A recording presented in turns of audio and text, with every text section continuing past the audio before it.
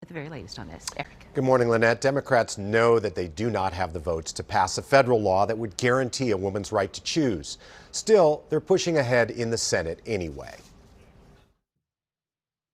Republicans have been on the wrong side of history and the wrong side of America. Senate Democrats plan a vote on Wednesday to legalize abortion nationwide. They say even if the Supreme Court overturns Roe v. Wade, as it is expected to do, abortion rights would still be protected by a federal law. But the Democrats do not have 60 votes to overcome a Republican filibuster, and so the bill will likely fail. Still, Democrats want to hold a debate anyway to put Republicans on the record. It's an issue Democrats plan to use in November. Women deserve freedom and bodily autonomy. We deserve to be able to make decisions about when we are having children, under what circumstances we are having children, how many children we are having, and at what time we are having children.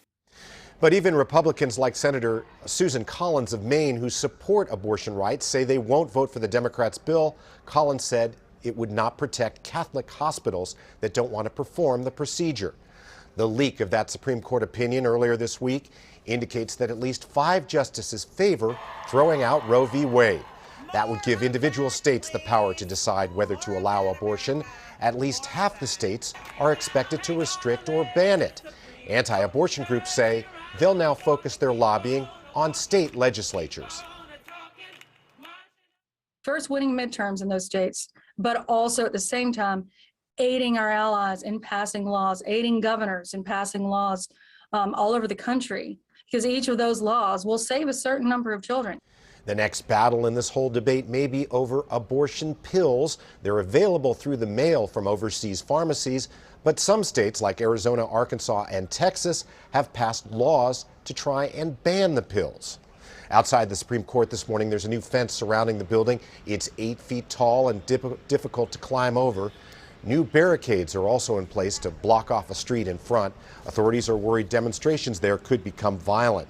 Also this morning, CBS News is reporting the 9 justices have been given extra security because they're facing increasing threats. Some of their home addresses are being shared online. Justice Samuel Alito, who wrote the leaked opinion, canceled an appearance yesterday, and the other justices are cutting back on public events as a precaution. Lynette? Eric, thank you. In response to the leaked Supreme Court draft, some major companies are reassuring their employees that they will help to secure their right to an abortion. If Roe v. Wade is overturned, Apple says it will pay for Texas employees to travel to another state to get an abortion. Amazon, meantime, says it will pay up to $4,000 in travel expenses annually for non-life-threatening medical treatments, including abortions. Other companies with similar policies include Citigroup, CVS, and Yelp.